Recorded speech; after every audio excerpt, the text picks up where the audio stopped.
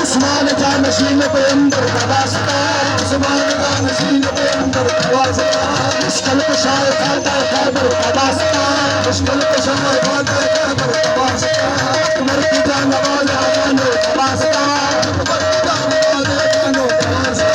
عباس پہ کتر نشان واسطہ عباس پہ کتر نشان واسطہ زمین پہ دلے خیبر واسطہ یا واسطہ قیاد کرم کرو